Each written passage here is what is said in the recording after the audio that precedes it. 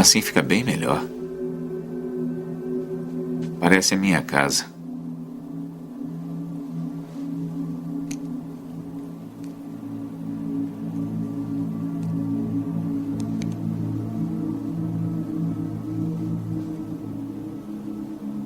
Pois é, Projeto. Eu esperava que você me contasse mais sobre a sua casa.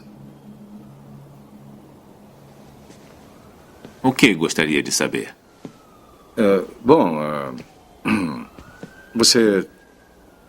Você tem família em Capax?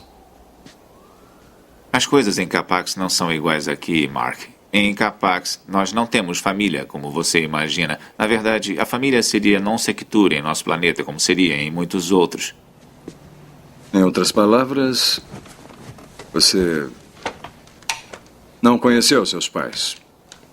Em Capax, as crianças não são criadas por seus pais biológicos, Mark, mas por todos. Elas circulam entre nós, aprendendo com um e com o outro. Você tem filhos? Não. Há uma esposa esperando você em Capax? Mark. Você não está ouvindo o que eu estou dizendo para você, não é? Não temos casamento em Capax. Não há esposas. Não há maridos. Não há famílias. Entendi. E a estrutura social? Governo? Não precisamos disso. Vocês não têm leis? Nem leis, nem advogados. Como saber o certo e o errado? Cada ser no universo sabe o certo e o errado, Mark. Mas e se uma pessoa fizer uma coisa errada? Assassinar alguém ou estuprar? Como vocês punem? Deixa eu dizer uma coisa, Mark. Vocês humanos, a maioria, adere a essa política de olho por olho, vida por vida, o que é conhecido no universo como estupidez. Até o seu Buda e o seu Cristo tinham visões diferentes, mas ninguém deu muita atenção a eles, nem os budistas, nem os cristãos. Os seres humanos. Às vezes é difícil imaginar como chegaram até aqui.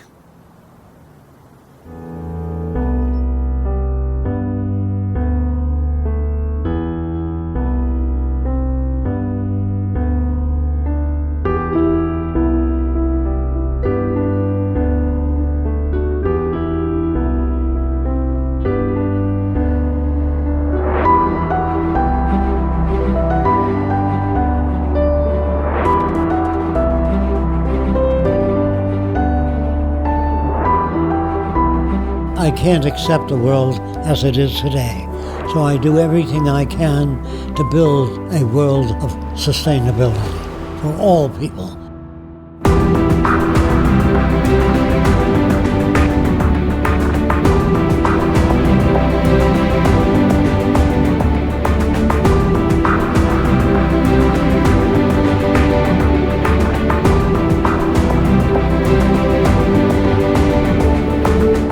Enough people work at what I talk about, I believe we can change the world. All right, let's explore the thinking of Jacques Fresco and the society he'd like to see. The reason we emphasize machines and technology is to free man, to pursue the higher things. Machines ought to do the filthy, repetitious, or the boring jobs. It would take 10 years to change the surface of the earth. To save our environment, our stupidity, our conflict, we've got to reorganize our way of thinking and reconsider our social aims. We must put our mind to this as we do to put a man on the moon.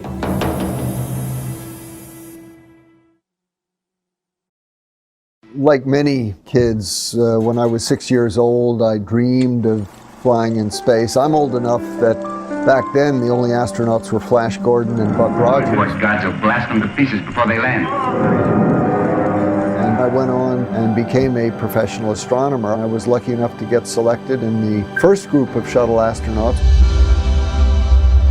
We trained for a long time, and of course you go through many different types of simulators, but when you're actually sitting up there on the rocket, you realize that, hey, this is not the simulator.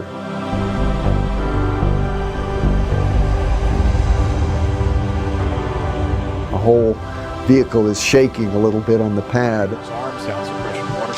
And then you hear this roar down beneath you, and the whole shuttle tilts forward a little bit. And then as it comes back to the vertical position, then all of a sudden, wham, the solid boosters ignite. And there's an incredible vibration and noise. And for the next 2 minutes, there is just so much power that you're sitting on top of.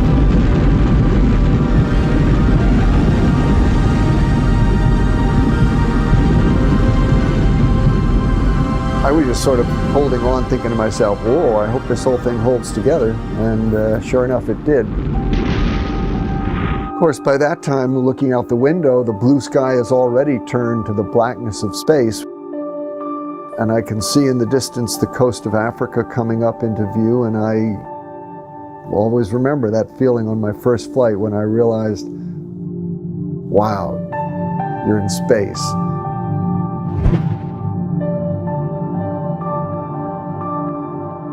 You see from orbit the sunrises and sunsets 16 times every 24 hours.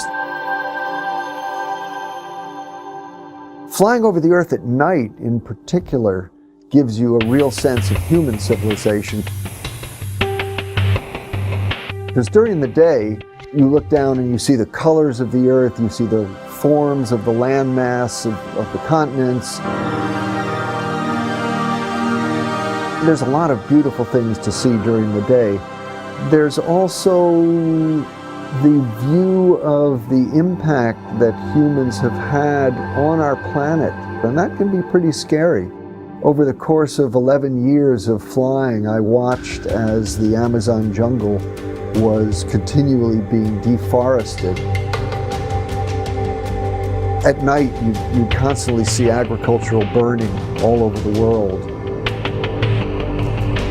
You could see harbors being silted up. You could see in Africa how the tree line would go up every year. And of course, we know about global warming and what we're doing to the atmosphere. That's the other thing that you really get a sense of from space, is how thin our atmosphere is.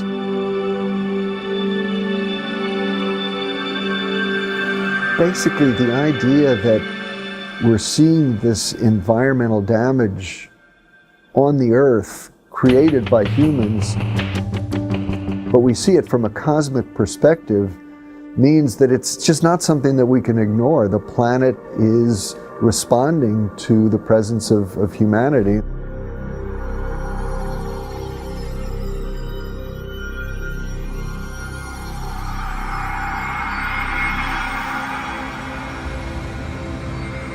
The Earth is a very small stage in a vast cosmic arena.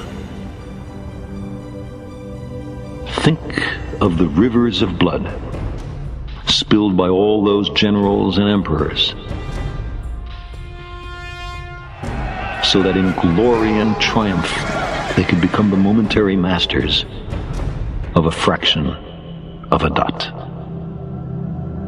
Think of the endless cruelties visited by the inhabitants of one corner of this pixel on the scarcely distinguishable inhabitants of some other corner. How eager they are to kill one another. How fervent their hatreds.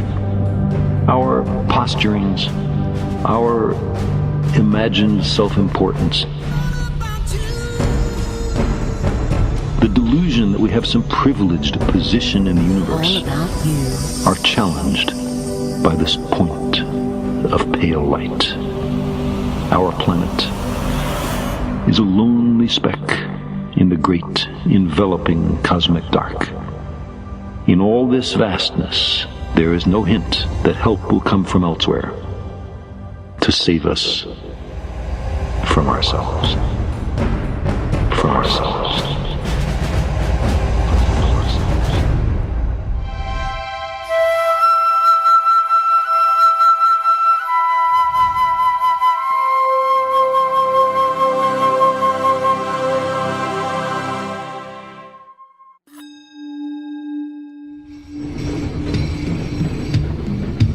For the first time, we have the capability, the technology, and the knowledge to achieve a global society of abundance for all. We cannot continue as we are, or the consequences will surely be dire. A 2012 UN report states that a global population growth from 7 billion to almost 9 billion is expected by 2040. Demands for resources will rise exponentially. By 2030, requirements for food are projected to rise by 50%, energy by 45%, and water by 30%. We are presently depleting natural resources 50% faster than their planet can renew. At this rate, it is estimated that we'll need 3 more planet Earths to keep up with resource needs as they are today. What is the 6th extinction? Is it happening right now? What's the cause of it? What we as human beings are doing to the planet, changing the basic conditions of life very dramatically and very rapidly. And yet, from environmental disaster to war, our obsolete value systems perpetuate insanity, threatening us on many fronts. Is it the best we can do to just clean up after the fact? Are politicians capable or even competent to manage the world around us? Speaker, let me explain. The Prime Minister. Are we simply incapable of anticipating and planning for our future? Are we innately flawed in ways we can't change? Why not just use firing squad? We often hear that human nature is fixed. Only human nature. And our worst qualities are inborn. How are they going to stop being criminals? Oh, nonsense. They were born that way, and there's no use trying to change them.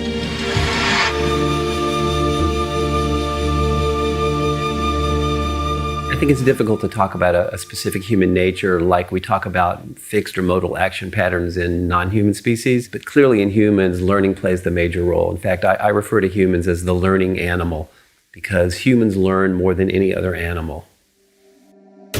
And yet, considering our history of regression, warlike tendencies, jealousies, and hatred, we still have much to learn. One would think it impossible to simply overlook the conditions we're immersed in. The culture doesn't know any better. They don't know what forces are involved in shaping human behavior. Therefore, they invent their own concept and project their own values into human behavior and say that's human nature. That's where they're wrong. Right now we have an explosion of technologies in our culture, and I think many people think that technology is going to save us. Certainly technology has made our lives easier in many respects. Find parking space. Parking space found. Sometimes it's good, sometimes it's not so good. Drones armed with Hellfire missiles. How would you like to get paid to spy on your neighbors? But there's one technology that we don't have that we sorely need if we're going to really change, and that's a technology of behavior. So the science of behavior needs to be applied like the sciences of physics, chemistry, and biology have been. That's the one missing, ingredient in our culture. And that's the toughest one because it opposes the way that most people think about themselves. Examining human behavior in the same manner as any other physical phenomenon will enable us to understand the factors responsible for shaping our attitudes and our conduct. All natural scientists assume that their subject matters are lawful and orderly. I mean, if they're not, then you can't do science. Behavioral scientists assume that human behavior and the behavior of other organisms is also lawful and orderly. To not assume that means that you accept that human behavior is somehow separate from the rest of nature. We don't make that assumption. We make the assumption that human behavior is part of nature. Human behavior is just as lawful as everything else. The sunflower does not turn to the sun. The sun makes it turn by pulling in membranes. A sailboat cannot sail. The wind moves it. Plants can't grow. They are shoved by sunshine, soil, temperature, all kinds of things. All things are shoved by something else. All people are acted upon by other things. Remember, your mother said cup, table, light, papa, mama, over and over again until you did the same thing. Even race hatred is learned. Awakened as the ideals of intolerance and racial superiority are taught to succeeding generations. You can be brought up to hate Afro-Americans. You can be brought up to hate Jews, Swedes, all kinds of people. I hate Filipinos.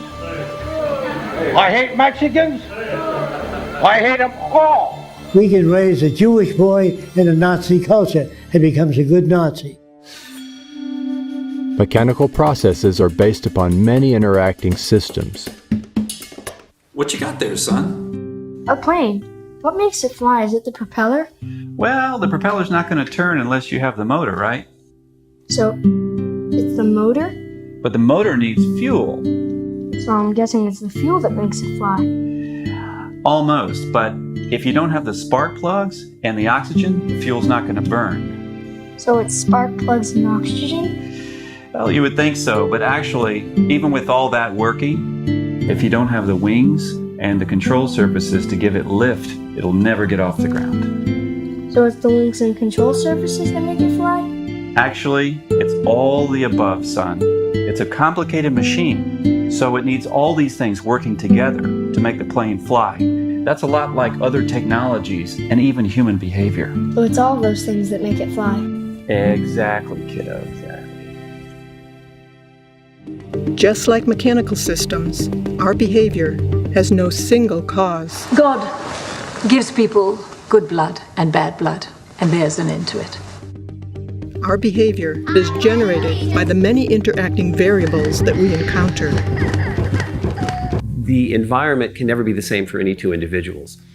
And that really counters claims that people make when they say, well, you know, I have 3 children and they were all raised in the same environment, but they all turned out so different.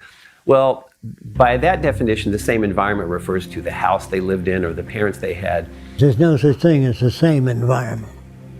If you have 2 kids, one is 4 years old and you play with them, and the 7-year-old is standing there with her lower lip. You say, what's the matter? And the kid goes like that. And then when you're making jealousy and envy, that's where it comes from. But from a scientific perspective, the environment really consists of the moment-to-moment interactions between your behavior and those events, both inside and outside you. So the environment is in constant flux. You put the young kid on your lap and the older kid, say, I love you both. You never play with any one kid or have a favorite. You say, you can go to a movie, but you can't because you didn't do your homework. When she falls down the stairs, you have a grin on your face. You know what I mean? Not that you're bad, but you feel you've been mistreated. Even our concepts of aesthetics and beauty are often attributed to an intrinsic quality, but closer investigation reveals that these perceptions vary greatly from place to place and throughout history. I think notions of aesthetics and beauty are for the most part learned. I mean, all you have to do are cross-cultural examinations of what people consider to be attractive and beautiful, and you'll find that they differ widely from culture to culture, and sometimes they differ widely within the same culture. There's people who wear brass rings around their neck. They stretch their neck. If you took those rings away, the head would fall over, and they call that beauty. On some of the islands I went to visit, if the girl had a buttocks that stuck way out, that was beautiful. The other girls were nothing. But even a girl might find herself shut up in a cage until she's put on those 265 pounds that make her almost, but not quite eligible for marriage in her country. I know there are suggestions that there are genetic contributions to what we think is beautiful, but I think the most parsimonious explanation we can have for what constitutes beauty to a given individual has to come from that individual's environment, the culture they're raised in. If everybody had a nose a foot long, you'd have surgery done. There is no such thing as beauty. It's all projection. If you marry the most beautiful girl in the world, and she turns out to be a pain in the butt, that face becomes ugly to you. Some researchers are posing that genes, rather than upbringing, determine if someone might become a criminal and even a murderer. If you ask people to tell you what determines whether they become a doctor or a lawyer or whatever profession, most people will agree that it has to do with your upbringing. You know, the influences from your parents, from teachers, from others, and not genes. Genes don't determine that you become a lawyer or a doctor. Genes don't give us a value system or a process level by which we operate. Well, genes don't shape our behavior. The genes themselves were shaped by our evolutionary history, but our behavior alone is squarely shaped by the environment that we're exposed to. Behavior does not occur in a vacuum. It is always dependent on considerable environmental input. I wanted to know whether men have a natural attitude toward women or do they learn it. So I went to some island years ago. But the interesting thing about the islands is they wore no clothing. And I never saw a male stare at the female body. Children swim nude when they're babies, boys and girls together. There was no peeping toms on the island. There was no pictures of nude women up on the wall in their huts. Because it was a normal thing to be nude. They said to the girl, "Me like you," and they stroked them from the top of the head all the way down. But they didn't go for the breasts. Men go for women's breasts in this country because they're taught, hey, get a load of that chick. And whose fault is it? It's not the Democrats' fault. And it's all Obama's fault. Of course, the traditional notion, which is one that gives the individual personal responsibility and autonomy, is one that gives the individual credit for his or her behavior, and also, on the other hand, blames the individual for his or her behavior. Blaming people for their behavior is one of the most detrimental things of our so-called advanced culture. Their behavior is shaped by the culture they're brought up in. And of course, that's built upon or based upon an assumption that we are free and we freely choose our behavior. But a scientific perspective actually takes the opposite viewpoint. The scientific perspective is a determinist one, which suggests that our behavior is lawful and orderly. Our behavior is caused. There's no serial killer that doesn't have a background that made him that way. Every gangster, every New York gangster is made that way by associating with people like that. Our social and legal systems blame and punish the individual. Yet these attempts to modify conduct by punitive means ignores the person's background and surroundings, which shaped that behavior to begin with. From old-school prison gangs to disruptive street gangs, it's a dangerous mix for staff and inmates alike. Research shows that learning also changes the physical and chemical structure of the brain. Obviously, there are many contributing factors, but genes play a small role in comparison to the effects of the overall environment on how we learn. No Chinese baby was ever born speaking Chinese. Did you know that? They had to go to school to learn the language. No French baby was ever born speaking French. No matter how many years the parents spoke French, they have to learn it. Our cerebral cortex is really built on plasticity. Our behavior is very malleable and very adaptive. We're the most adaptive creature on the planet. And if you look at the history of humankind on the planet, you can see that we've learned to adapt to every single environment on the planet. The only difference between a preacher and a thief is the environment they're reared in. We don't come to our own conclusions without any outside influences. We don't change our minds. Our minds are changed by events. You heard about them, right, brothers? No. They say they want to build themselves a flying machine. They ain't never gonna be no flying machine. If God wanted them to fly, he would give them wings.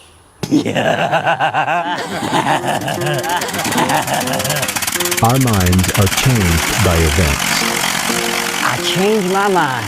Yeah, me too.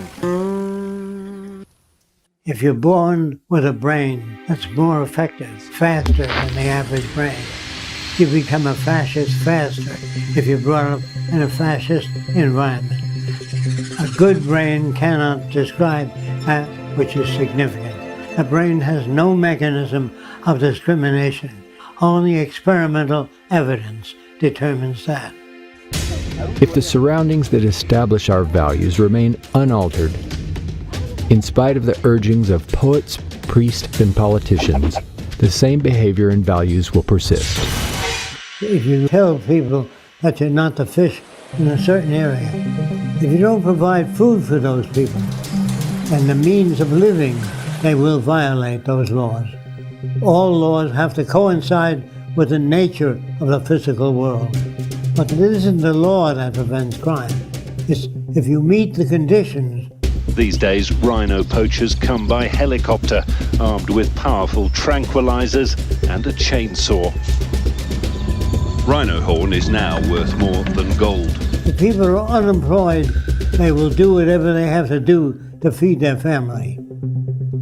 So if you make a law and say that you're not to steal food, they will steal food if that serves their family needs. Any law that's made by man that doesn't fit the circumstances of reality will be violated. Higher ideals and aspirations that people hope for can't be realized when there is deprivation and war. If you want to go bomb somebody, there's remarkably little discussion about how much it might cost, but when you have a discussion about whether or not we can assist people who are suffering, then suddenly we become very, cost conscious. No culture evaluates human behavior in this way. If they did, they would question what is it that generates greed, bigotry, inequities, and war. They bring you up with the values that put them in power. Unfortunately, all societies to date have indoctrinated people toward values that perpetuate those in power.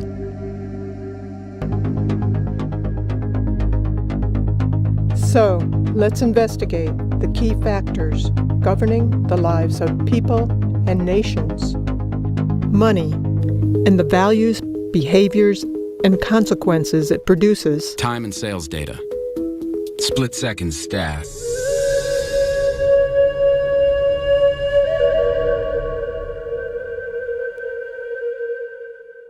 As a remnant of antiquity, money now largely serves as a mechanism of corruption, deprivation, and control in the hands of a few.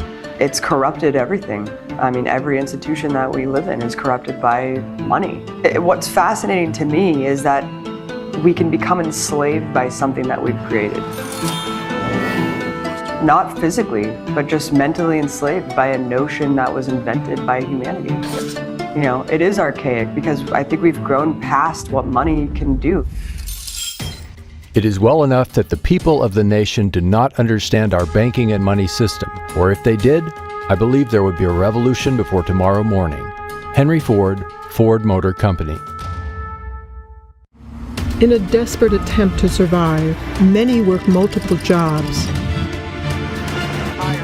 They may steal, lie, or embezzle. So stress-producing that the average person worries about rent, losing their job, can't pay off the house. On a bigger scale, the profit motive creates a ruthless cycle of devastation. Illness, pollution, and war are accepted as normal. You have sort of a wartime economy that begins to be self-perpetuating, and you have powerful people inside of a power vacuum, really, who see it as in their interest to perpetuate the conflict. But it does benefit the few at the top who live parasitically by the manipulation and control of money. The banking system right now is effectively enslaving individuals, enslaving students, enslaving institutions, and sucking resources from them. They set it up so that there would be private central banks that could charge everybody interest on the currency and allow themselves to get rich without having to do anything. Who's been doing all of this? It's a group of bankers, the Federal Reserve System, That's a private system. The Fed is a private bank owned by private stockholders. Do not let the name Federal fool you. In 1913, which is when Woodrow Wilson allowed the Federal Reserve System legislation to be passed, most of the Congress people had gone home. This legislation turned the central bank system of the United States over to the Federal Reserve Board, making them the only group that could issue Federal Reserve notes or U.S. dollars. President Wilson, he regretted that. He said that he had just sold this country downstream. A great industrial nation is controlled by its system of credit. Our system of credit is concentrated. The growth of the nation, therefore, and all our activities are in the hands of a few men. We have come to be one of the worst ruled, one of the most completely controlled and dominated governments in the civilized world. A government by the opinion and the duress of small groups of dominant men. President Woodrow Wilson, 1916. It's a fiat system that we operate under, and it's actually someone punching numbers on a computer somewhere. That is how we manufacture money today. There's nothing backing it, there's nothing behind it. When government spends more than it collects in taxes and needs money, it does not print its own money, but borrows from the Federal Reserve in exchange for U.S. bonds, which the Fed provides at interest. When people and corporations want money, they go to banks as well. The system is rigged. If a bank buys a $100 bond, the bank gets to lend out 10 times that amount, or $1,000. They created the extra funds from nothing. No money, gold, or anything to back it up. The bank also gets back the loans with interest for all the money lent. Money is created this way from the simple signature of a borrower with the promise to pay it back. And to make matters worse, very often people are paying the amount back many times over due to the interest. This is the process by which individuals, companies, and governments acquire money. It is respectably referred to as fractional reserve lending and is used globally by most other banking systems, keeping people and entire nations in perpetual debt. So if you just keep printing dollars with no backing, at a certain point people lose confidence in the currency, and that's what's happened. The banking system right now is in the business of manufacturing risk by creating debt for individuals and people. And so there is the risk that those people will not pay that debt back. But the liabilities for the risk have been and continue to be assigned to the U.S. taxpayer in the U.S. currency. We're now sitting in a situation where the world's currencies are about to crash. Nobody knows how long it's going to take, but the Federal Reserve System has been printing dollars like there's no tomorrow. You have what is effectively a criminal enterprise based on the manipulation of people's attention, resources, and time in order to extract value from them. They're stealing money from us that way. They're stealing the result of our efforts and our labor. And that is something that has grown as a cancer on our society. These bankers are all part of a system called the Bank for International Settlements.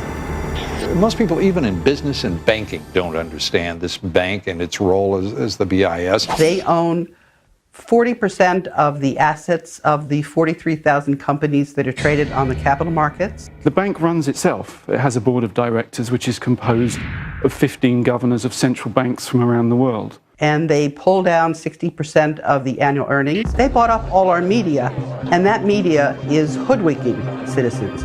The media has morphed into just peddling the corporate interests of the money masters that control the political establishment. There's about 118 boards of directors that sit on these 5 giant media corporations. And they all serve different boards of Monsanto to weapons to food. So when you have all these interests bleeding together, it's that much harder to differentiate what interests you're seeing laid out in the mainstream media. Fair, balanced.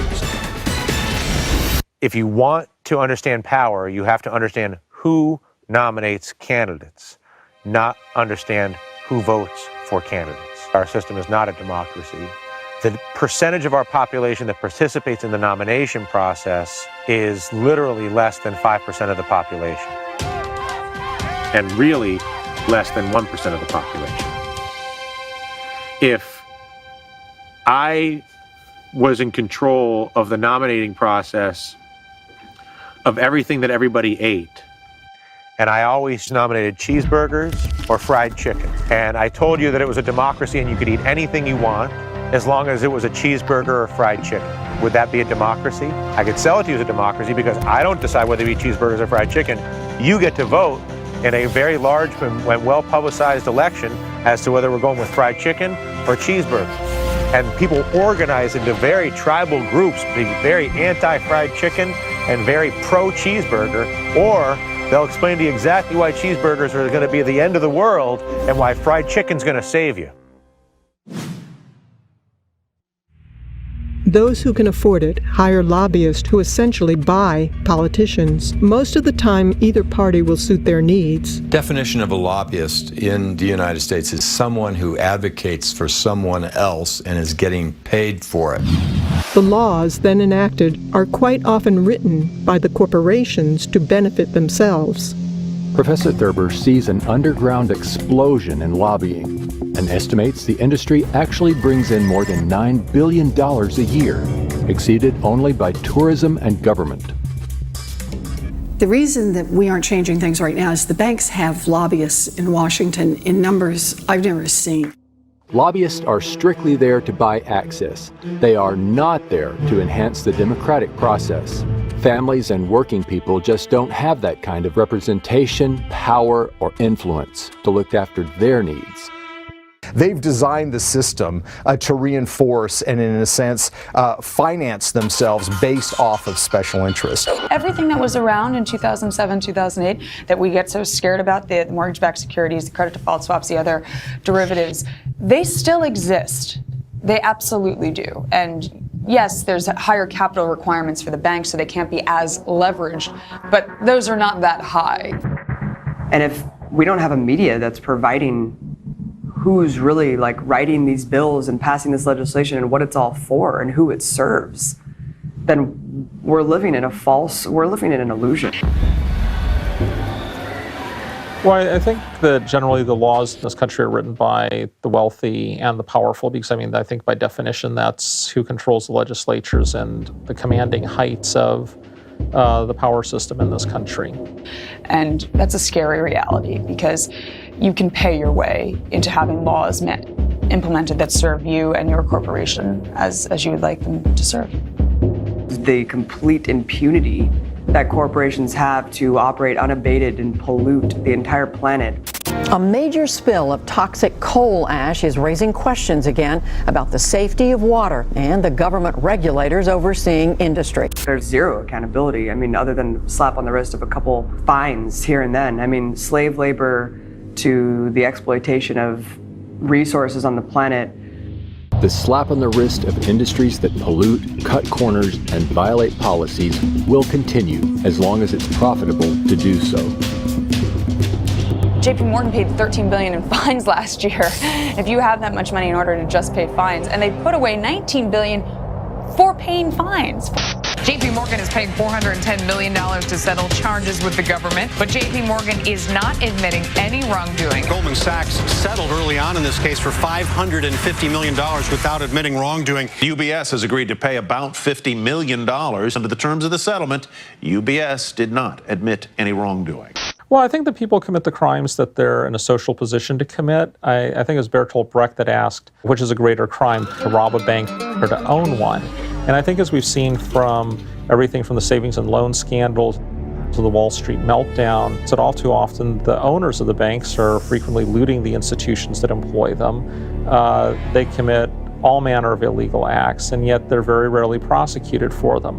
And throughout history, there's been very little, I think, pretense that the government has always acted as an agent for the wealthy class. Yes, there might be idealistic politicians that got into the game to change the world, but if they're good, any good at their job, they're no longer changing the world. They're serving the interests of their donors if they want to rise in the world of politics. They say, write your congressman. Who the hell is this jackass that you have to write? He should be at the forefront of technology and knowledge. You don't have to write him. I'm sure most of you have flown in airliners. You don't have to write the pilot saying you're flying at an angle. Straighten out, God damn it. He knows his business. That's how he got the job. The people in Washington are lawyers and businessmen and can solve no problems. If the bottom line and it's a profit-driven world, then those interests are going to be served first and everything is going to be secondary. And that's the sad reality of it. There is no value system that's put out there that is actually beneficial to humanity because it's based on consumerism and profit making. And we use artificial pumping in animals to make them grow faster. So if you can multiply the cells of the chicken faster, you can sell it sooner. But does that have an effect on the human body? They don't worry about it. They worry about the sale of chickens. Wealth is going to the rich faster than any other time in history. The success of the industrialized world has been dependent on the failure and the lack of development of the developing world.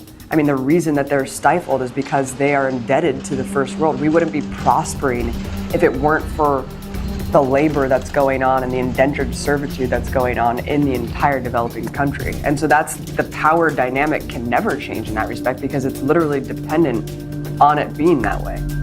The dirty and dangerous work done by children. The jobs down in the pits are typically reserved for teenagers with only tree limbs to brace the mine walls. The risk to them is real. Rich governments like to say they're helping poor countries develop. But who's developing who here? Each year, poor countries are paying about $600 billion in debt service to rich countries on loans that have already been paid off many times over. And then there's the money that poor countries lose from trade rules imposed by rich countries. Altogether, that's more than $2 trillion every year. Money systems have existed for centuries, and whether we realize it or not, have always been used to control behavior by limiting the purchasing power of the majority of people. One example of this is the criminal justice system. Many proclaim prisons don't work, but ultimately, prisons are a resounding success as a tool for social control to safeguard the political and economic established system. If you hire people whose only expertise is caging people to try to fix social problems, you're not going to get a very good solution. But I think that they're very good at caging people, and I think that's why mass incarceration has been a huge success for the ruling class in this country. The United States is really number one in a lot of things, and I think the biggest thing that we can say that we're number one in is how many people we lock up. And the United States has roughly 5% of the world's population, but we've got 25% of the world's prisoners. China has 4 times as many people as the United States does and half as many prisoners. The United States has more prisoners than the Soviet Union did at the height of the purges and the collectivization in the 1930s and the infamous Soviet Gulag. Poverty is a vicious cycle, rarely escaped by the poor. Studies found that scarcity can reduce mental capacity and cognitive performance. In children, it affects their brain development and memory. Additionally, the poor are often forced to live in areas of low air quality. Far from being a problem for only the poor, all areas of the socioeconomic spectrum suffer when our air, food, and water are polluted by fossil fuel emissions and radiation from nuclear accidents. The current energy infrastructure results in about 2.5 to 4 million deaths per year worldwide from respiratory disease, cardiovascular disease, and complications from asthma. We're in downtown Beijing, and the pollution readings have once again gone off the charts. Readings are around 25 times World Health Organization standards, including 50 to 100,000 deaths per year in the United States and 16,000 alone in California. The economic system that we're living in today is destroying the planet because it is based on an unsustainable model. We're seeing proof of that right now. The current energy infrastructure, which has been going on for a long time, has resulted in the accumulation of greenhouse gases and particles that cause warming of the Earth's climate. And the Earth's climate is warming at a rate faster than any time since deglaciation from the last ice age. In addition, higher CO2 levels, CO2 is an acid, it dissolves in water, becomes carbonic acid, and has resulted in the acidifications of the oceans, and this is destroying coral reefs.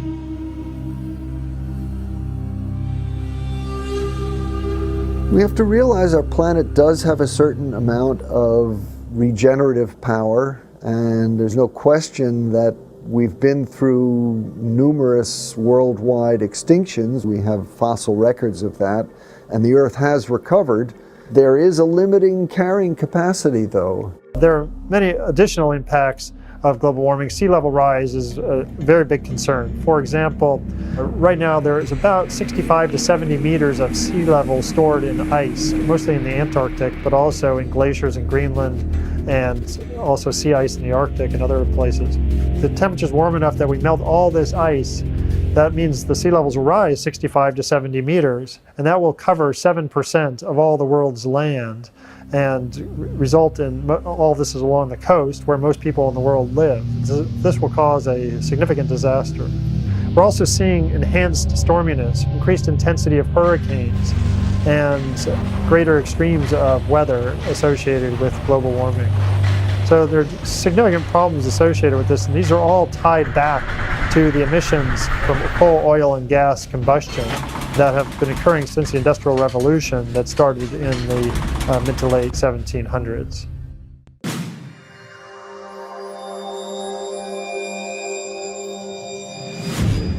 It is probable that war itself could be our undoing, let alone the environment. Our brutal, competitive behaviors are not human nature, but simply a result of scarcity, making us all competitors in the fight to attain what we need to survive. And while scarcity is naturally occurring, it's also intentional in industries and governments for profit and national interest. As long as nations are immersed in scarcity, we will continue to have conflicts between people. Crimes, murder, and other violence, to all-out war, the ultimate expression of human stupidity. The ground shook in the U.S. bombardment. Bomb the heck out of them. These behaviors must be surpassed if we wish to survive. The bombs on That's the best recruiting tool for Al-Qaeda. This guarantees the cycle of violence will go on. And with our technological ability to provide for all, we must take steps towards a different approach. Or the endless cycle of booms, busts, and war will continue. Let me just say, no, peace in our time. Wait a minute ago.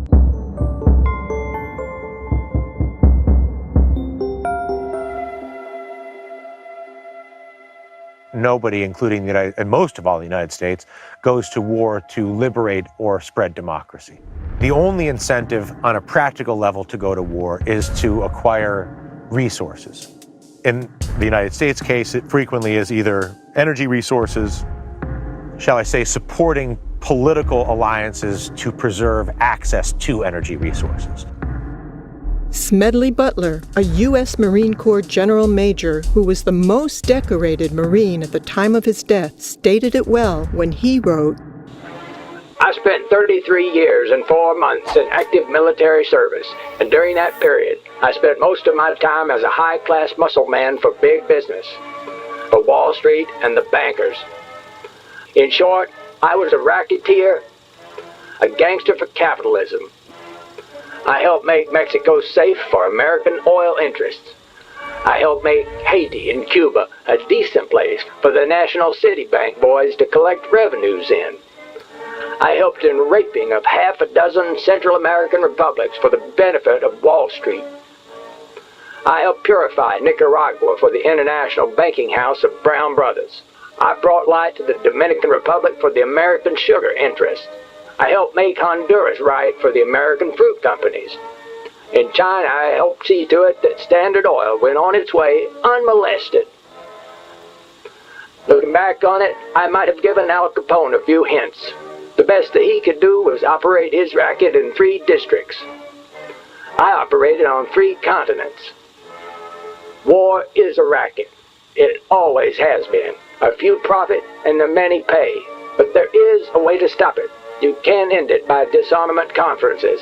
It can be smashed effectively only by taking the profit out of war. Our universities today are better equipped than ever. Best microscopes, the best scientific equipment, and the bombs are getting worse. The wars are getting worse. Killing is getting worse. You don't need to kill people, bomb cities. There's something wrong with our culture, very wrong. To blame any individual or corporation does not get at the root causes of the problems. The structure of our socio-economic system itself has everyone out to meet their own needs, creating a predatory, competitive environment. Attempting to find solutions to the monumental problems within our present society will only serve as temporary patchwork, prolonging what is quickly becoming an obsolete system.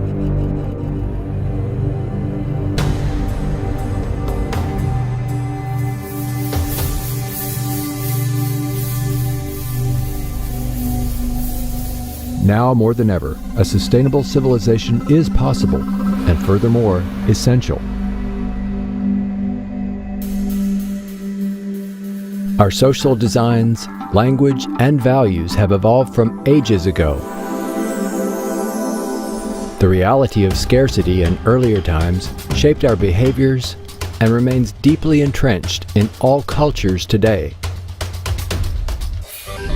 The history of civilization is a story of change, and this includes our social systems as well.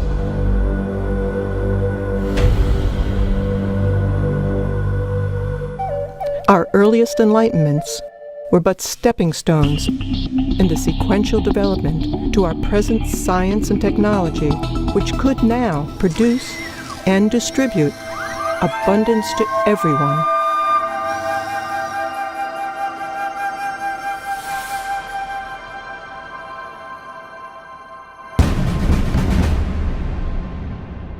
There's no question that many jobs simply aren't coming back, but probably the biggest single driver of that is the way technology is racing ahead. If we continue on current paths, the next 10 years will be even more disruptive than the last 10 years because the technology is accelerating faster. If you keep laying off people and putting in machines, which is happening in the auto industry, they pick up the whole car and turn around, shove the engine in, and moving people out, there comes a time when millions won't have the purchasing power to buy cars. That's when the system collapses. But all of our growth is associated with increased consumption, increased use of energy and other resources. And when you ask economists, well, what's the alternative that enables us to continue to be prosperous without destroying the natural environment on which we depend? And they don't seem to have an answer for that. There's no solution within the present day type society.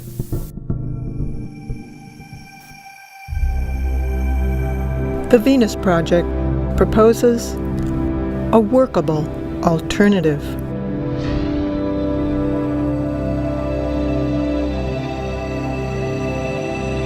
The aim of the Venus Project is to secure, protect, and assure a more humane world for all through the application of technology and cybernetics with human and environmental concern.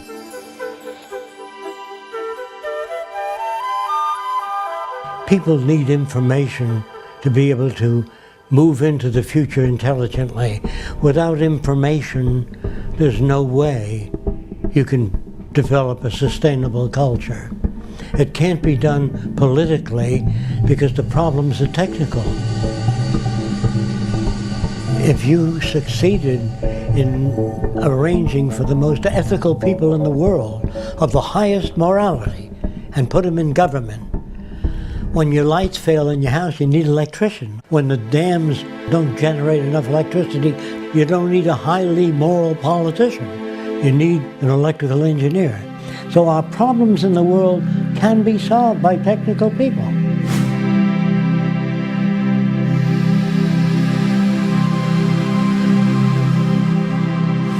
What science does provide for us is a great deal of information about the implications of the different options we have.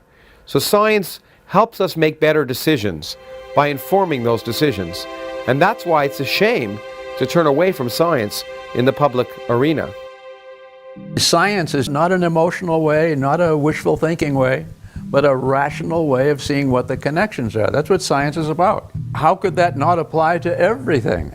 Well, the scientific method, quite simply, is a process by which you can try and distinguish what accurately describes the universe from what doesn't. It involves several steps.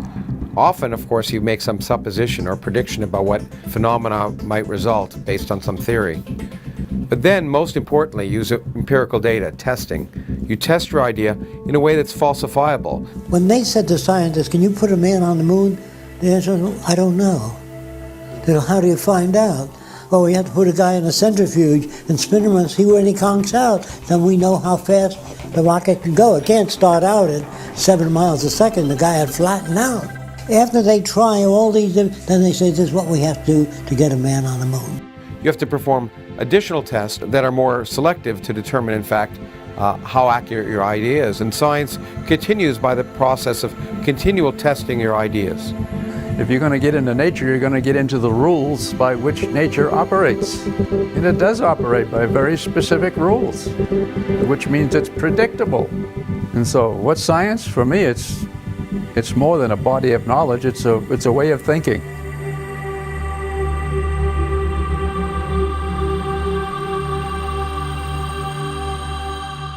Now, language itself is subject to interpretation. When you say something, it goes through my filters and comes out a little different than what you mean. Now, if you had that in the scientific world, engineering world, when engineers talk to each other, they use physical reference for their language. If they all interpreted what they think the other guy meant, you couldn't build bridges, they'd collapse. So in medicine, when a doctor says hemostat, the nurse doesn't hand him a towel, she hands him a hemostat. So that language is very precise. The thing about science is it's independent of culture, religion, language, everything. That's why scientists from around the world can work together. We all speak the same language. They're talking specifically. A wonderful thing about a blueprint, if you give a blueprint of an automobile to Italy, China, France, they all turn out the same automobile because it has uniform interpretation. I was just giving a lecture about two very important results which vastly disagree. What did the two groups do that vastly disagreed? They decided to work together. And their interest was determining what nature tells us, not what they wanted to be true. There's no Chinese way of building airplanes. There's a mathematical way.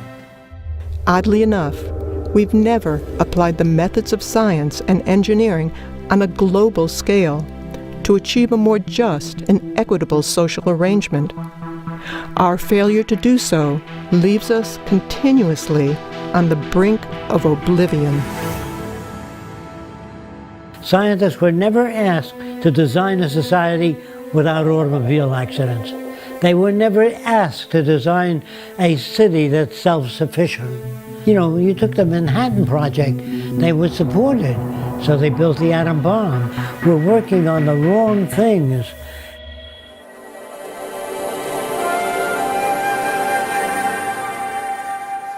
The society I'm talking about is global cooperation, where all the nations work toward improving the lot of humankind. Now, why do that? Because the smarter people are, the richer and more secure everybody is. But in the future, when you join all the nations together, and they can see the advantage of sharing all the Earth's resources and all the knowledge by all nations, once they realize that advantage, they will join together. If they do not, they'll kill each other. That's what endless warfare has led to. Brigandage. What else could happen? But we, who are all that are left of the old engineers and mechanics, have pledged ourselves to salvage the world. We're the last trustees of civilization when everything else has failed.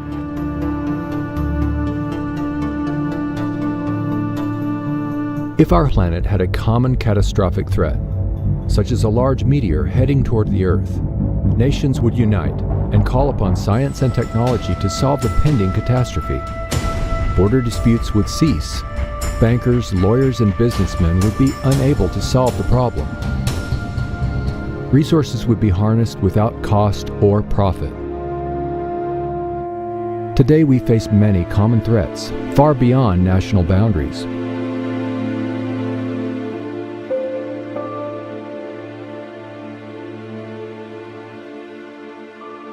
In the world today, we have enough resources to solve most human problems. We can build cities, hospitals all over the world if we use resources. But if you conscripted all the money in the world, there's not enough money to build hospitals and housing all over the world and finance the education of students. But we do have enough teachers and enough buildings we can use for universities. We have the resources. Money is an interference because it limits our ability and it limits our dreams. Imagine the possibilities of an unprecedented mobilization of scientific and technical alliances toward problem solving without the interference of money or politics to initiate global unification and restoration. This could easily enable a high standard of living for all. This is what Jacques Fresco had in mind when he proposed a resource-based economy. If our planet ran out of resources, no matter how much gold or money or possessions you had, you could not survive. Our entire survival is based upon resources. Growing up in the Great Depression in the early 1930s in New York City was a catalyst for his life's work. Jacques explored many different social alternatives during that time, but all seemed insufficient. He rejected the obsolete teaching methods of the time and was granted special privileges by his principal. He read books that furthered his interest in human behavior and social change.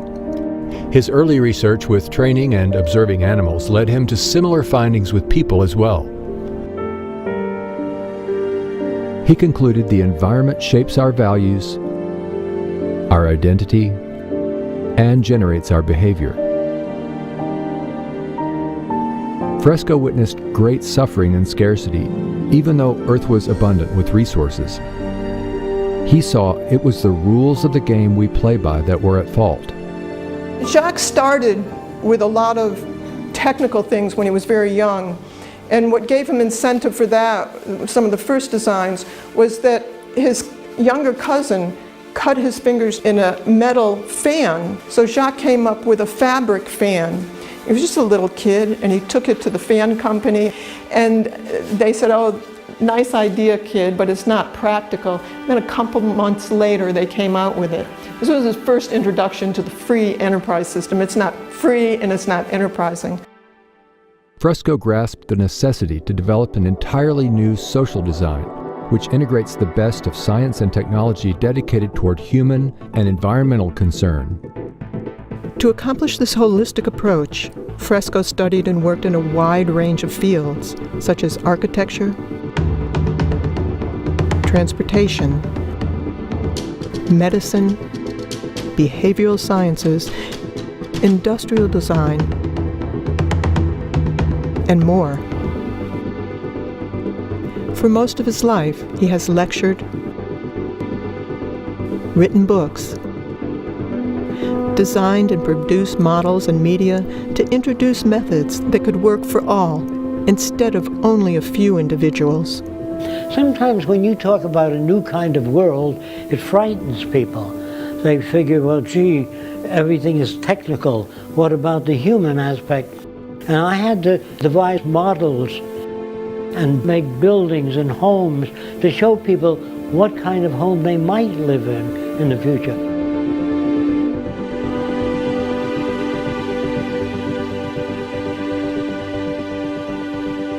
I really don't know what the future will be like, but there are possible alternatives, thousands of different alternatives.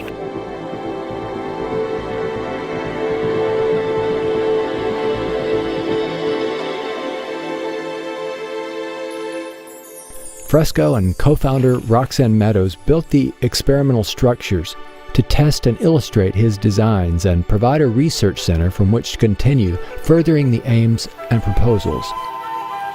We moved here in about 1980, and this was all flat tomato patch, most of it. We got 10 acres and another 10 acres. Jacques wanted an island in the Caribbean, which was $800,000, and we couldn't afford it, so we settled on 1,000 an acre here in Venus. So we made it look like a tropical island. We planted hundreds of palm trees and fruit trees and dug the waterways. And then the animals came. You know, we have deer, lots of alligators, bear, fox, raccoons. So it's really living in harmony with nature here. This is kind of an example of what the outskirts of Jacques City would be like. There would be one building very close to another building, but there's so many trees in between that it looks like you're living in a forest. So what the Venus Project really wants is to unify all the nations of the world toward common goals, such as clean air, clean water, non-contaminated food, and make that available to everyone.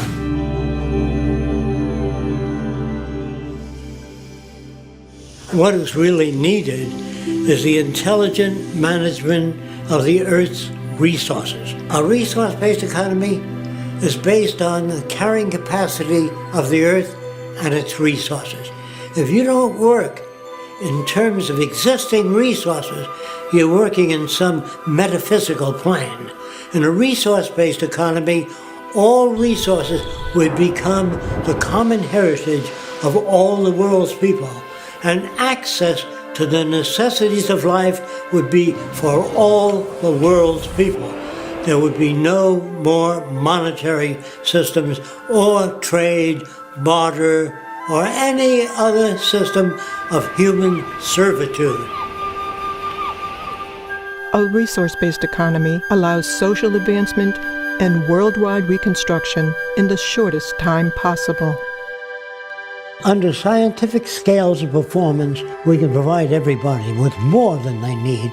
I'm saying that the average person in this Venus Project will live better than the wealthiest people today. But first, you take a survey of the Earth's resources. You don't leave it up to the opinion of somebody or a group of people. You find out what you have, and that gives you the parameters of what you can work with. So you find out where your technical personnel are, where your water is, where your arable land is, the health of the people and the needs of the people, and you build according to that. That will determine where your hospitals go and everything else. A resource-based economy operates as a balanced load economy. This means avoiding shortages and overruns, thus optimizing efficiency and conserving energy. There would be no excesses and little waste. It would be balanced to the environmental conditions and human needs.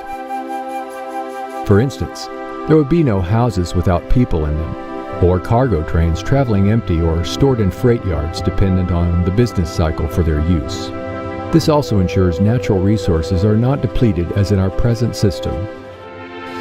Here's where I got the ideas from: the human body. The brain says, if I do all the thinking, I want most of the nutrients.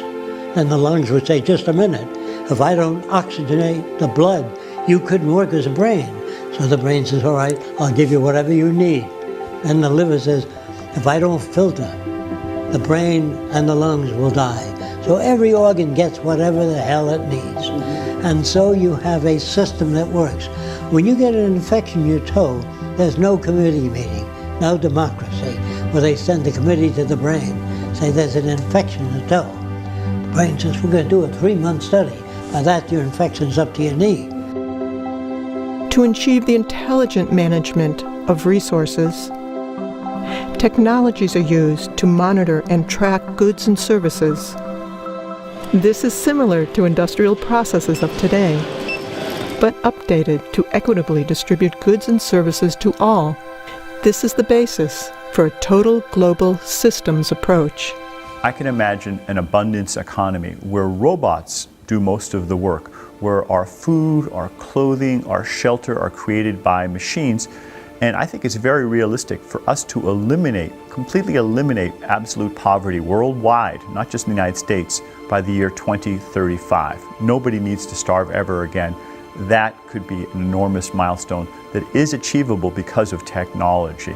When we computerize everything and start producing things and make things available, it'll be too cheap to monitor. With the most capable computers, we can arrive at more appropriate decisions on a global scale. I have no doubt that machines will eventually be assigned more and more decision-making. For example, Years ago, a pilot would look out of a plane and says, I think I'm about a mile high. But today they have Doppler radar, and they know exactly how high they are. So we don't want human guesswork anymore when a machine can do it. So I see the future as using very sophisticated computers that make decisions. Now, how do computers make decisions? They have their tentacles out into transportation, agriculture, so they can tell you when the soil is depleted, when it has less water, because it has sensors built into the soil. The computer will be connected to weather departments, earthquake zones, everything. So I feel that eventually government will become computerized. Today, the world's fastest computer is in China. The Tianyi supercomputer is capable of 33.86 quadrillion floating point operations per second. 80% of what doctors do is going to be done by computers. Is that really true? Absolutely. I have zero doubt. You won't want a doctor to do your diagnosis or monitoring or pick your therapy. That's why IBM Watson's trying to pick cancer therapies, because it's too complex for humans to do. There's 15,000 diseases, 15,000 devices, drugs, therapies, prescriptions. Do you think if you're a cardiac patient, your cardiologist has read even 100 of the last 5,000 articles published last year on cardiac disease? Not a chance. But the computer can go through it all. Absolutely. You may have seen IBM's Watson defeat the world champion in the game of Jeopardy. Well, that same technology can also be used to solve legal problems, to answer questions in call centers, to make medical diagnoses. These are just wondrous technologies that are having enormous implications going forward. Recently, I got a chance to ride in a self-driving car. 10 years ago, I would have said that was impossible, but of course it did happen, and riding down Route 101 in California was a breathtaking experience for me. At first it was a little frightening, then it was a little exhilarating, and ultimately I felt quite comfortable in that car. Humans have accidents. Google's driverless car has driven 700,000 miles without an accident. Even the best humans have accidents before they get to 700,000 miles. All of us are beginning to be able to speak to our machines, whether they're cell phones or computers, and have them understand what we're saying. That would have been science fiction a few years ago, but now the machines are able to carry out our instructions and even respond back to us in computer synthesized voices. I think 10, 20 years from now, there will be very few areas, maybe none, where human judgment is better than machine judgment. So the computers will eventually be put in charge of everything except human behavior. Technology can eliminate critical life or death errors. A machine, instead of humans, fills the prescriptions. The robot gives a huge amount of confidence because we know that pharmacists and pharmacy technicians are incredibly skilled people, but they're humans and they will occasionally make mistakes. You know, we give something like 3 million doses of drug in 3 months here, so even a 1% error rate is far too high. And so eventually you're going to get to computerized government, and that's for the end of corruption, because they don't have ambition. Computers don't say, I'd like to be president of the world, I want to control people. They don't have a gut reaction.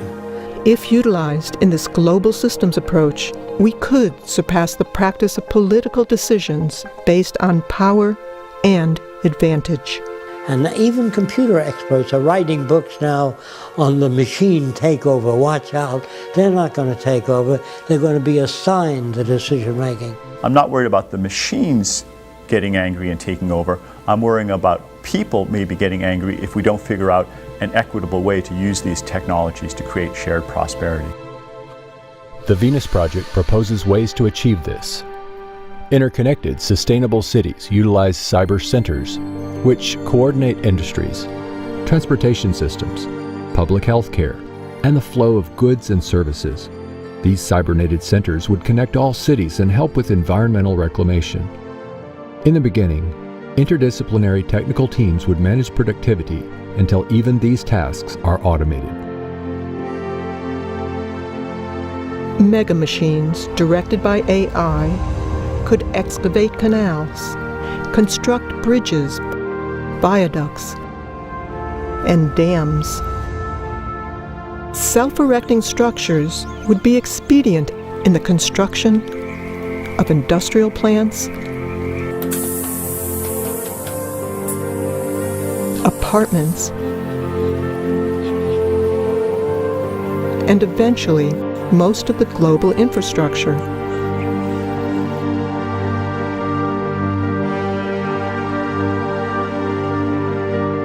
We study all the negative effects before we build anything. So there's a whole group of engineers and computers doing long-term studies of all the negative retroaction.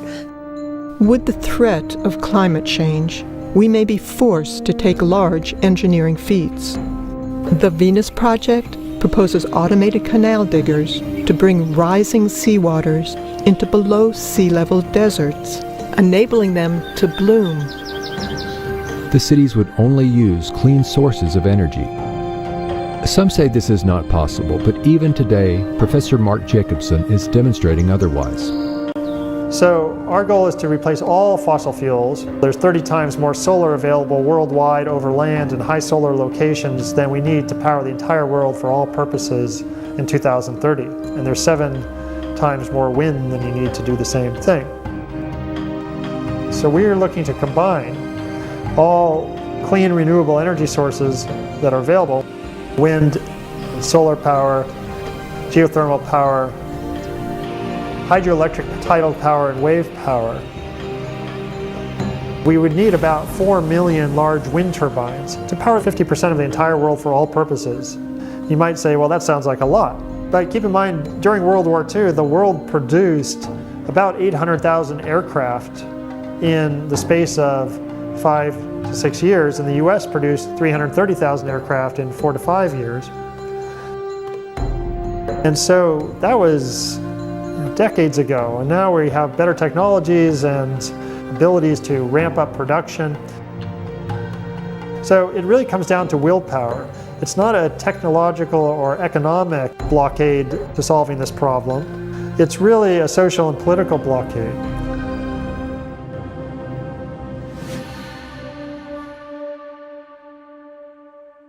The first city would be a testing ground for the implementation and further development of these social aims. The first city would be a huge research center, making automated systems for the next city, making the first city better as well. It would be a place where we would disseminate information. We'd have movie studios, be making gaming, computer animation, a lot of different media to get to the public. It would be like a university city. We would have instructions as to what sustainability really means for the future. The cities of the future are circular, not because I like circles. It's because you only have to design one segment of the system and then reproduce it in pie-shaped sectors, and that would be the most economical way. When you build suburbia, it's spread out, and you have to travel one way to the dentist, the other way for shopping, another way to the doctor. The system is self-contained. There are wind generators. All the rooftops are solar generated. All of the garbage and waste is recycled under the ground, underneath these roadways. All of the roadways contain piping running up and back, and we use all that hot water to operate the air conditioning and the needs of the city. Now these are where the residential district is. If you work in the medical center, you can live here if you choose to. So this is essentially a collection of variations in houses. Your house will vary to suit your needs. Fresco's designs are a showcase for the harmonious coexistence of nature and technology. Now, some people don't like living in individual houses. They prefer living in apartments because there's a gymnasium, drama group, discussion group, recreation of all kinds. So the skyscraper in the future will offer more of the amenities. So this is your recreational belt. There'd be art centers, music centers, recreational areas. These are bicycle paths. There are tennis courts, and these are golf courses. But the golf courses contain a clubhouse with all the golf clubs, so you don't have to bring anything out to the golf course. You stay there, play golf. When you're through, you leave your clubs there. These are access buildings where anyone can access books, a violin, musical instrument. Anything that they want is free and available. These are your research centers. Everything studied in these areas is to improve your standard of living and everybody else there. There would be no lawyers, no bankers, no ad agencies, no insurance people, no salespeople. Without money, you don't need any of those things. So you could go right into solving the problems that all of us have. That's what we'd be working on. Today, we're fighting over people who have different values, and we're fighting over scarce resources. In the future, you won't have to do that. You'd be working cooperatively to improve the standard of living for everyone. A lot of people think that I want to give people things for nothing, and that's going to spoil people. The fact that you're born in America, you have nothing to do with the airplane, the telephone, the railways. It's all here. And you're lucky because you inherited that, just being born here. That doesn't spoil you. So there's really no basis for crime. Since anyone can access anything they need, no one's going to hit you on your head and take your wallet because there's no money in it anymore. The monetary system has been surpassed. And when we have that kind of abundance economy, most of us will be able to spend most of our time doing the things we enjoy doing. The kinds of things that you might have seen the Athenians do during their golden age. They had human slaves take care of their basic needs. We can do it with robots. Amazing.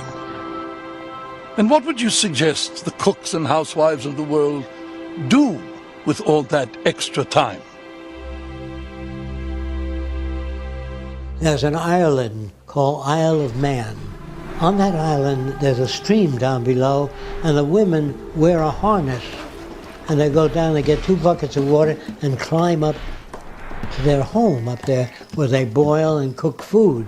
The women have to skin animals and get the animal fat out to operate their lamps. And if someone said to the women, someday you'll turn a gadget and water will flow at whatever speed you want, without you having going down to the river. And someday you'll press a button and the lights will go on. And you won't have to skin animal fat. And the woman says, yes, but what will women do? People will get engaged in how to live, how to relate, to travel, scuba diving, restoring the reefs of the oceans that we damage, cleaning the ocean and the atmosphere. So much we don't know. And you go back to school free of charge. And every city will be a university city where you're updated on what's new.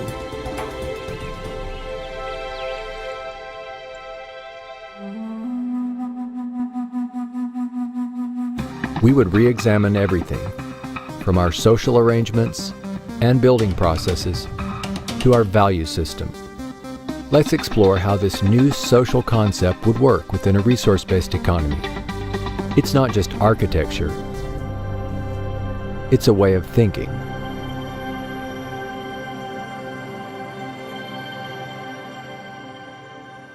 We still have neural lag. It's hard for us to step into the future without dragging some of the past. We won't make the history books of the future. We are that ignorant. Not in technology. We're doing fine in computers, electronics, but the human value system is not moving fast enough. I would say that people would be much more productive, much more humane, much happier people. That is the question. Will people be happier with new technology? No, not new technology alone, but with a value system and new technology. In many instances, we ask people for their opinion. Do you think man will ever get to the moon? They may say, maybe 10,000 years from now. Instead of saying, I don't know enough about that to give you a sensible answer. That's the way you talk. But they have opinions about everything. There'll always be war, there always has been war, because man is greedy. That's what a repeat or a loop of what they've heard in the past. The point is, ladies and gentlemen, that greed is good. Greed is right. Greed works. People are reinforced in this culture to be greedy. The more you have, the more you abuse other people. In order to get what you have, you're looked upon as being successful. You admire the people with money that have those things. And they usually get it off other people's backs that they abuse terribly. So you're not born being greedy. People think that you can't change human nature. If you couldn't change it, we'd still be living in caves. So obviously we're undergoing change. So human nature is not fixed. And greed is brought about by scarcity or lack of resources. Well, there are some animals that are very docile. The cows on the next field, they wouldn't hurt each other at all. But when we approach them with oranges, because there's a scarcity of oranges, they start bucking each other. So it's really a matter of scarcity. What the Venus Project is trying to do is eliminate scarcity and produce abundance. And for the first time in history, we can do that because we have the technology to be able to supply people with whatever they need. Some people believe that there's such a thing as human intelligence. Remember that an intelligent electrical engineer of 75 years ago could not get a job today. So what you once called intelligent was intelligent at that time within that frame of reference. It's an ongoing process. Now, what is the real meaning of intelligence? The ability to extract significant information from any situation. I would say it depends on the next 20 years. We'll know whether there's intelligent life on Earth. Depends on what we do about the environment and what we do about the human problem. Poverty, hunger in the world, sickness, and waste of resources. If we learn how to manage the Earth's resources intelligently, we can overcome most of the problems in relatively short time. Creativity is taking known systems and putting together in unique ways and adding few things to improve the product. That goes for music, art, drawings, invention. But if you study the history of invention, you will see a relationship and tie of all these variables. I think that's part of the propaganda of each system that tells people that the financial gain is the main motivation in people. It is the people interested in money, but there are other people that are motivated by other interests, medical research. People devote their lives to it. There are people that work real hard and save up money and go to Africa and spend all their time trying to help people. They're not motivated by money. And I am suspicious of people that are only motivated by money. And a $40,000 gold fucking watch. It's not a healthy motivation. If you want to know what kills incentive, is you give people the minimum amount of money, minimum vacation, hard, dirty work with no future. A man that washes dishes in a restaurant, they keep bringing a new pile in every 20 minutes, and he sees no out. He can never buy a home or own a car. He doesn't own enough. So what incentive is that? But he has to wash the dishes because he got 2 kids, he's got to feed them, and that's not good for mental health at all. What will motivate people? A world without war, poverty, hunger, loss of employment, loss of income. Your incentives and options are tremendous. Thousands of different things to do now that you got your food and housing and education. Now you go to work on solving not all problems, but all the problems of that time. So we do it because we are functionally selfish, meaning being selfish for yourself alone is detrimental, but functionally selfish means take care of the environment, share ideas with people, and in that way we all gain. They can see on the news every day that everything they do goes out there to all humanity. So everybody in the world represents an extension to their life rather than everybody selling themselves and making a profit on one another. They now have the time to appreciate what the new world does, and all the films of the future will show them what's happening all over the world and what's new, and that they have free access to what's new because everybody cares about everybody else. I'd like to strike out the word utopia. There's no such thing. It's like designing the best city possible. That's not possible. We can design a far better city, but as time goes on with new invention, it's always in the process of change. Are we civilized? Of course not. It's an ongoing process. When people think, well, your ideas are utopian, that's not utopian. That's applied technology and efficiency. What we want is an emergent society that's never established, always learning new things, always moving onward toward change, and to help people adjust emotionally and intellectually to expect change, and change for the better. If the environment is structured, it produces what you would call ethical and moral behavior. But if you don't alter the environment, it'll keep producing what you got now. So the environment has to be changed. That means the schools, the things we learn, our language, all of these things have to be updated. I think that people will be ethical to the nature of the world. Ethical not because it says so in a book.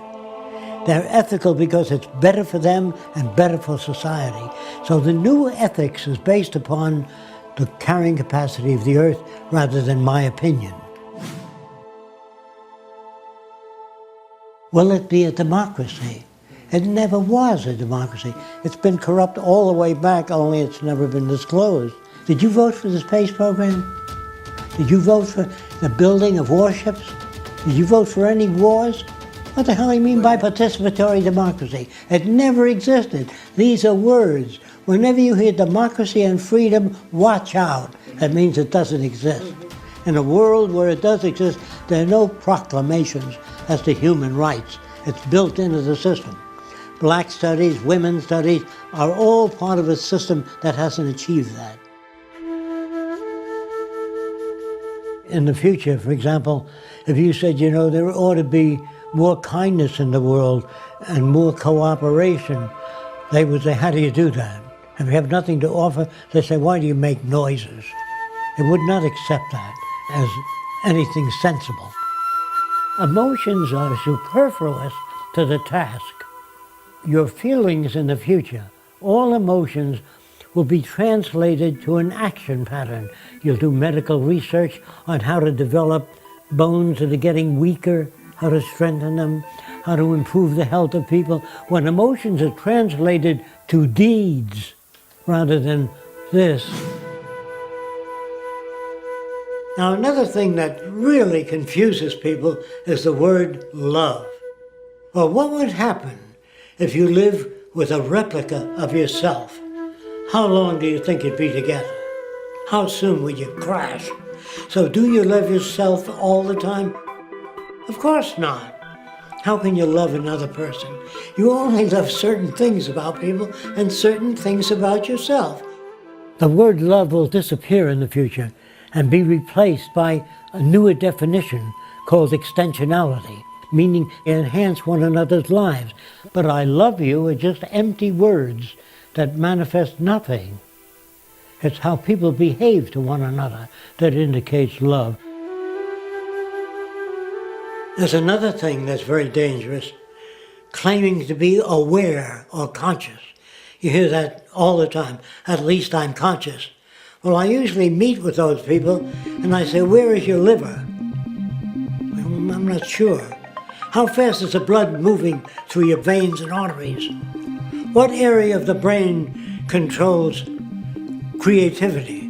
What area is responsible for emotions? What do you mean by consciousness? The human being on top of the Empire State Building can see a 3-foot ball, but a chicken hawk can see a dime and see whether it's heads or tails. The term used, consciousness or awareness, is limited to your senses. So we can never be conscious.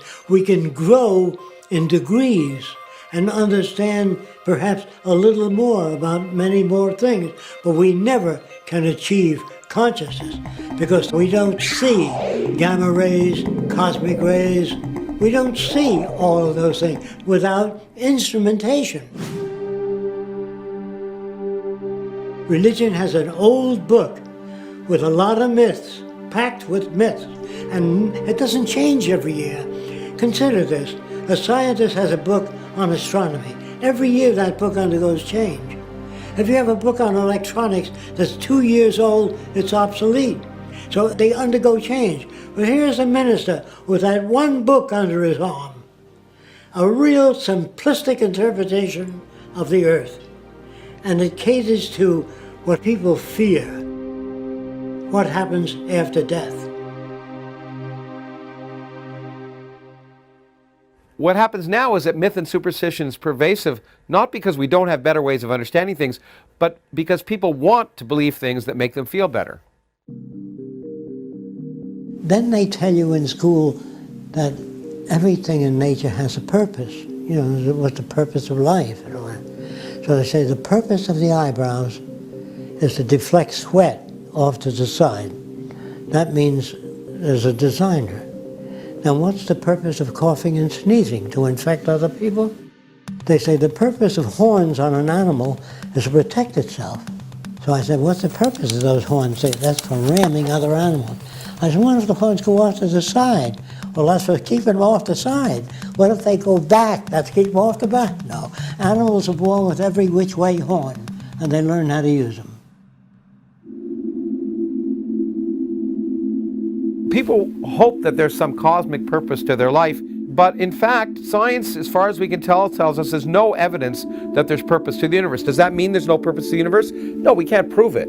It just said there's no evidence of a universe with purpose, and the universe effectively acts like it has no purpose. Now, should this depress us? In my opinion, no. Because what it means is that the purpose in our lives is the purpose we make. We don't want people to have loyalty to corporations or a country. We want them to have loyalty to methodology and loyalty to invention, meaning to improve everything that exists, to make them better, smarter, faster, and make them available to all people. That's the kind of loyalty that's needed. If China comes up with a new way of producing automation, congratulations. If Africans come up with a great idea, congratulations. No more loyalty to corporations, to country. Loyalty to the earth and to all the people on it, and to make the earth a far better place than it is. This is the kind of loyalty I'm talking about. This is the kind of pledge allegiance I'm talking about, to pledge allegiance to methodology.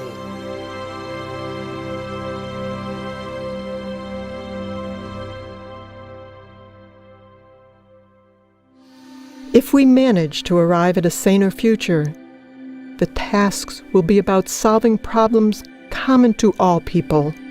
We have to anticipate that the earth is our salvation.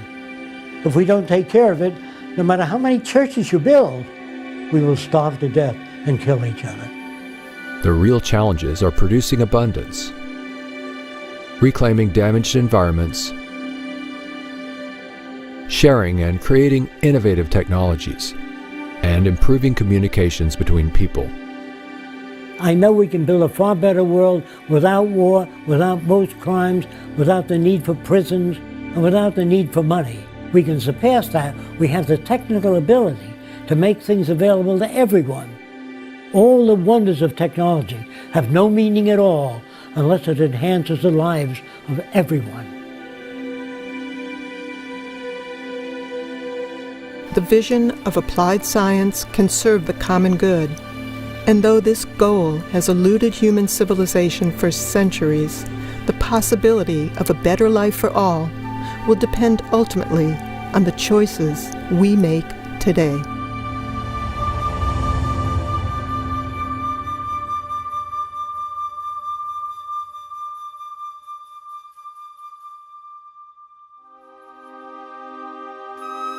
Join those who are working toward making the Venus Project a reality.